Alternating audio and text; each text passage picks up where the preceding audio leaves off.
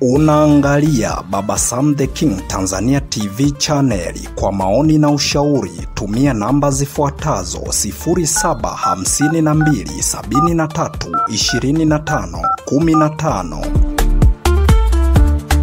Baba Sam the King.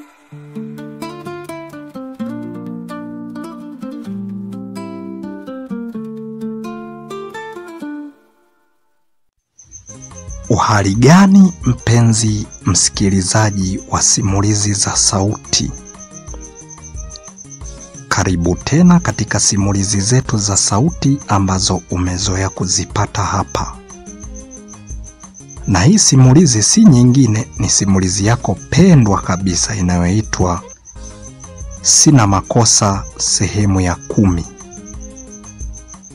Sina Makosa ni simulizi ambayo inamwangazia kijana wa kuitwa Kituro pamoja na rafiki yake Zegadi, ambao ni vijana waliosoma katika shule moja, wakatokea kupendana mpaka wakaanzisha udugu. Kama endapo utakuwa haujasubscribe channel hii, inaitwa Baba Sam the King Tanzania TV channel, na chini ya video hii kuna kitufe ambacho kina rangi nyekundu, pia kina alama ya kengele. Ukigusa hapo utakuwa ni mwanafamilia wa Baba Sam the King Tanzania TV channel. Tunachokuomba subscribe, like, share, comment ili tuweze kupata mchango wa mawazo yako. Sasa ni kukaribishe sehemu yetu ya 10 ya simulizi hii, Sina Makosa. Tuendelee kuidadavua ili tuweze kujua ni yapi yaliyomo. Baada ya matokeo hayo yote, Recho kuanza kuomba msamaha, Regina alisimama hapo na kumpigia magoti kijana wa kuitwa Kituro. Akaanza kumuomba msamaha. Recho yuko naomba msamaha ili aweze kusamehewa na Cosmas Mademvya, lakini huku Regina anaomba msamaha kwa bwana Kituro, kana kwamba yeye ndiye ambaye amekosea, akijaribu kujiosha kwamba asimfananishe na Recho. Lakini msikilizaji, ukiwaangalia hawa mabinti ni kama wanafanana hivi. Kwa hiyo kuna kanamna fulani hivi ambapo kijana Kituro alikuwa na wasiwasi nao, kama endapo mmoja atafanya makosa makubwa.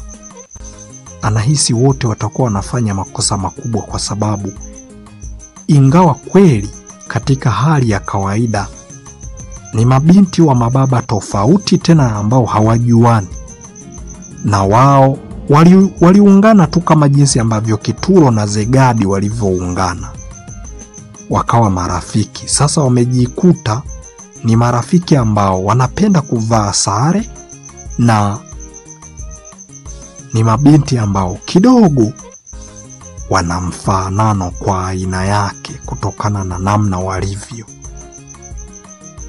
Sasa ndio maana watu huwa wanapenda sana kuwaita ni mapacha. Lakini ule msamaha ambao aliokuwa anajaribu kuomba Regina haukufua dafu, bali kilichofanyika, Kituro alisimama akaacha amezungumza maneno ambayo ni ya kumwambia huyo rafiki yake ambaye ni kijana mwenzie. Alizungumza huku akisema, rafiki yangu, pole sana kwa hayo ambayo yamekukuta. Hawa mabinti sina imani nao hata mimi. Kwa hiyo sasa Mimi ninachokuomba, mimi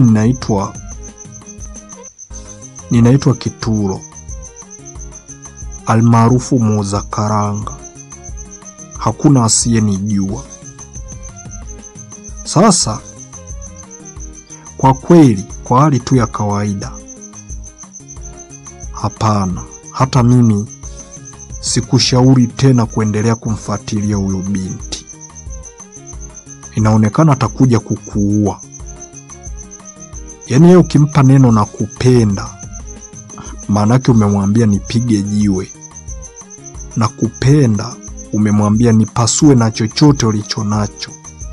Kwa hiyo Hawa, hata mimi mwenyewe nimemuogopa huyu. Huyu alikuwa ameshaanza mazoea na mimi, alitaka kuwa mpenzi wangu. Lakini kwa hiki nilichokisikia kwa rafiki yake, pacha wake, hakikunifurahisha.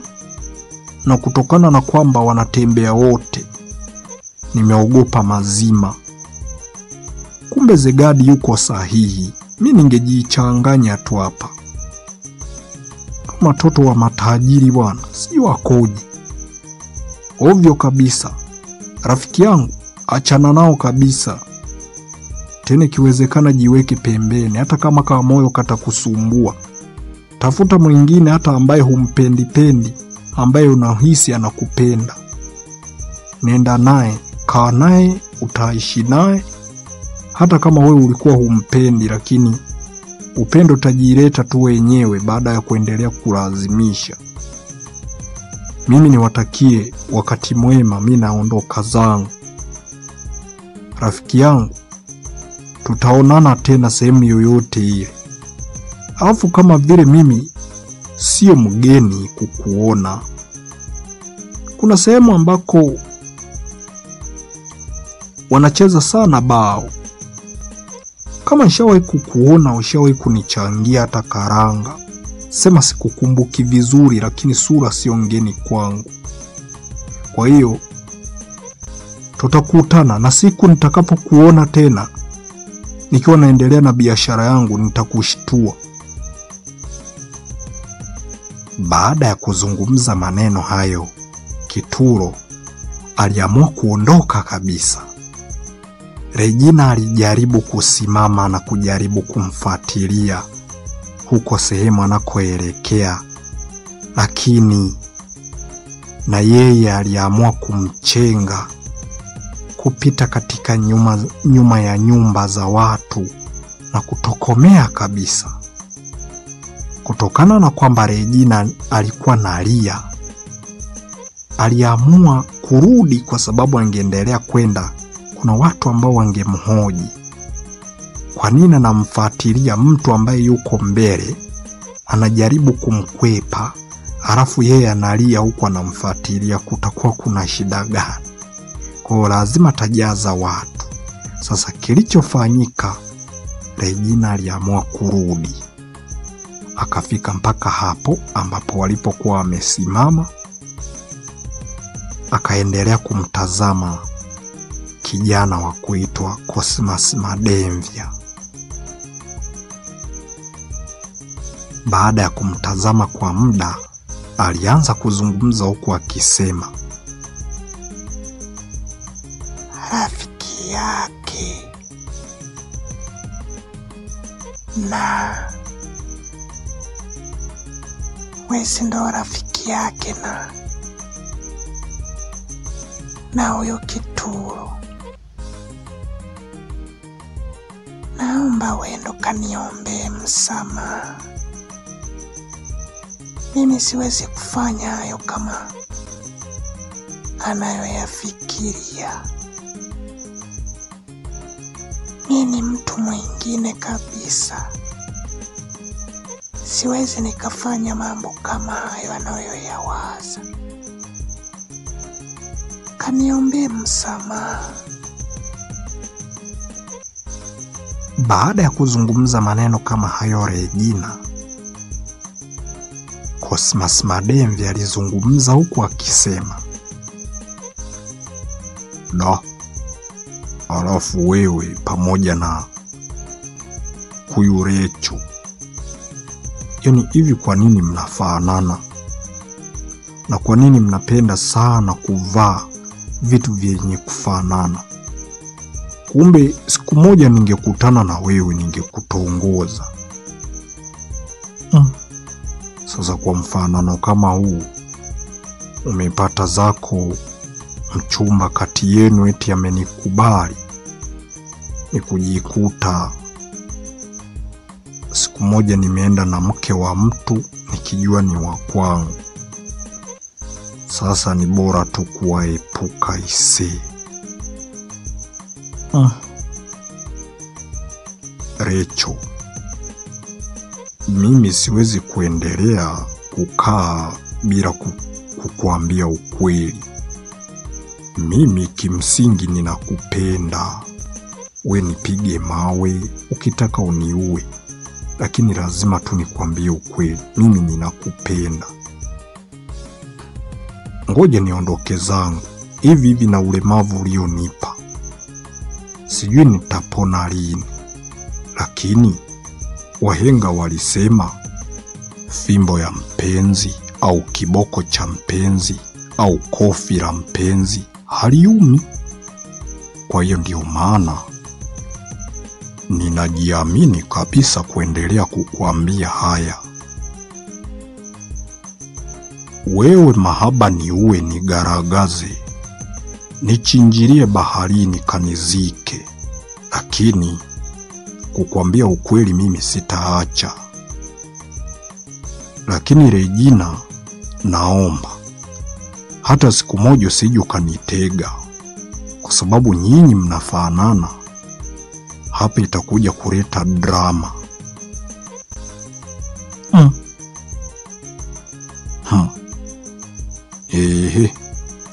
Hii ni hatari.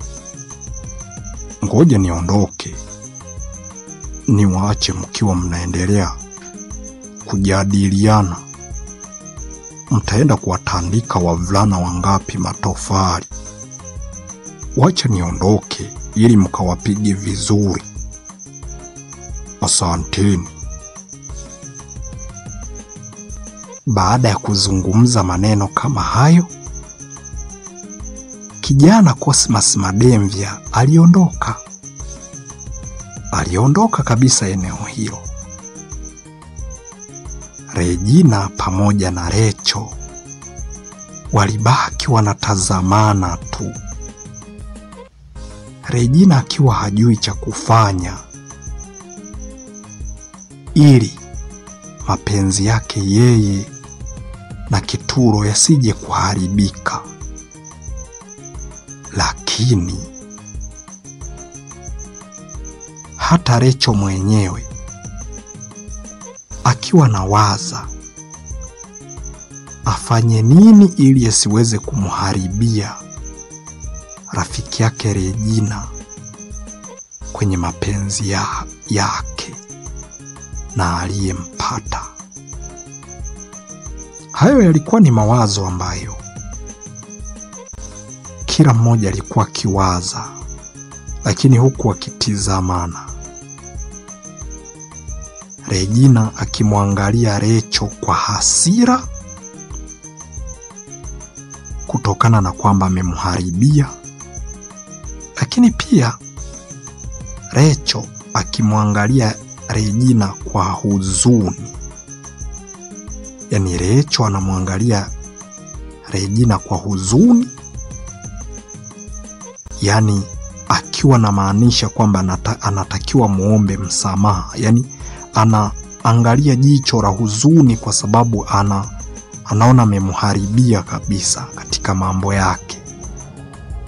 Lakini Regina anamwangalia Recho jicho la hasira kwa sababu hajui kama endapo ana uwezo wa kumsamehe kwa sababu amemharibia sehemu alipopategemea.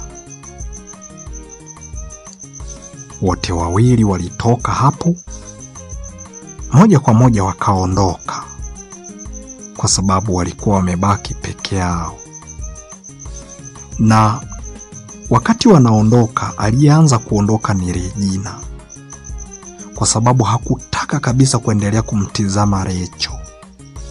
Ingawa Baada ya Regina kupiga hatua 10, Rachel alijaribu kumuita Regina lakini hakuweza kuitika kabisa. Alikuwa ameshachukia kwa hicho kitu ambacho kimejitokeza. Kwa hiyo moja kwa moja ukawa ni kama uhasama umeanza. Kituro baada ya kufika nyumbani alimkuta rafiki yake Zegadi ameshafika. Hapo ndipo ambapo Kituro alianza kuzungumza na rafiki yake Zegadi huku akisema, rafiki yangu, kumbe yale ambayo uliyoyazungumza ni ukweli mtupu. Licha ya kwamba hawa madada wanafanana, kumbe ni mademu wa kuendelea kuogopa kabisa. Yaani wakati unaondoka, mimi nilivyokuwa nimesimama pale, si walikuja wakafika. Kuna kijana ambaye alijitokeza akiwa ameinama, anakuja anatembea na fimbo kama mkongojo hivi. Baada ya kufika pale akaanza kulia. Wote tulibaki kumshangaa kwa nini analia. Lakini baada ya kumaliza kulia, alianza kuniambia nikiwa pamoja na wale madada kwamba huyu Rachel amempiga tofari baada ya kumwambia kwamba anampenda.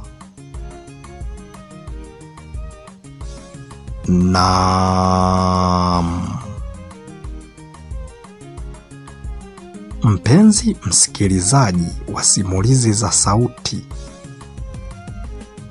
sehemu ya 10 ya simulizi hii Sina Makosa imeishia hapa. Tumemuona Regina akiwa amepiga magoti na kuanza kumuomba msamaha Kituro ili aweze kumwamini tena kwamba yeye hayupo kabisa kama jinsi alivyo Rachel. Lakini Rachel akiwa amepiga magoti na kuanza kumuomba msamaha kijana Cosmas Mademvya ambaye amemfanya awe kama mlemavu kwa sababu anatembea kwa kuinama na fimbo pia. Lakini Kituro alisimama na kuzungumza maneno kadhaa kwa huyo kijana mwenzie, alafu akaondoka. Alivyoondoka, Regina akawa anajaribu kumfuatilia, lakini Kituro aliamua kumchenga kuipita katika uchochoro wa nyumba za watu, huku akiwa yuko speed, anatembea kwa haraka ili asiweze kujua kwamba amepita nyumba ngapi na ngapi ambazo zina vichochoro. Yani mle kwenye vichochoro amepita vichochoro vya nyumba ngapi na kukata makona ili wasionane kabisa.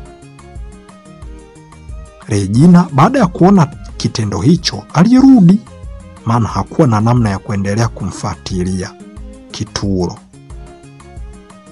Kama endapo haujasubscribe channel hii, inaitwa Baba Sam the King Tanzania TV channel, na chini ya video hii kuna kitufe ambacho kina rangi nyekundu, pia kina alama ya kengele. Ukigusa hapo moja kwa moja utakuwa ni mwanafamilia wa Baba Sam the King Tanzania TV channel. Tunachokuomba subscribe, like, share, comment ili tuweze kupata mchango wa mawazo yako. Wewe unahisi ni kitu gani ambacho kitakachotokea? Rachel na Regina watazungumza tena au ndo imeishia hapo? Na tumemwona kwa upande wa pili Kituro yuko na muelezea yale yaliyotokea pale alipoachwa Zegadi ambaye amemkuta nyumbani. Je, Zegadi atawachukulia vipi hawa madada, yani Rachel pamoja na Regina? Ataendelea kuwaogopa zaidi au atajifanya jasiri? Usikose sehemu ya 11 ya simulizi hii. Nikusihi endelea kuifuatilia ili uweze kujifunza mambo mengi. Mimi ni Hasdi02 Baba Sam the King, ni kuage niseme kwa heri mpaka sehemu ijayo.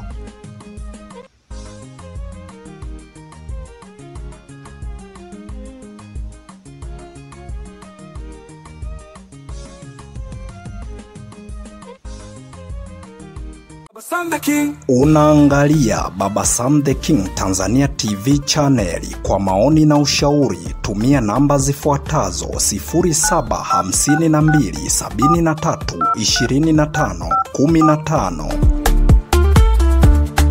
Baba Sam the King.